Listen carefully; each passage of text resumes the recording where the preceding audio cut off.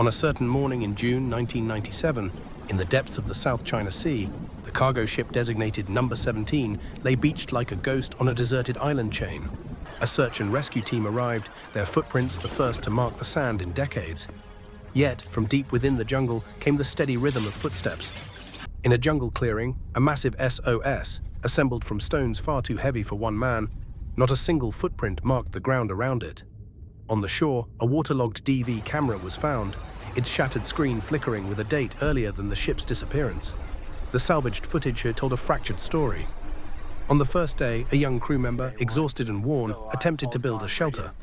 His fatigue was palpable, as if he hadn't rested for days.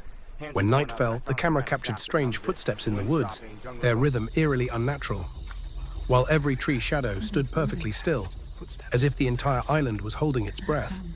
By the second day, the camp had been torn apart by an unseen force, leaving straight, deep gashes on the tree trunks, marks made by no known tool or beast. On the seventh day, the man was seen in a state of collapse, constantly glancing over his shoulder as if hearing his name whispered from the trees. The footage warped and distorted violently, as if an invisible presence was pushing through the very signal. Venturing deeper, the rescue team entered a part of the forest where light barely penetrated and the temperature dropped sharply. The ground bore impressions resembling footprints, but with an impossible stride. Here, all natural sound ceased. In the DV's final playable frames, the crew member was seen running in panic before suddenly stopping dead. The image tilted, showing a blur of trees and frantic movement. Then a tall, indistinct figure slowly approached, bending down to stare directly into the fallen lens. 3 days into the search, the team found that very DV camera.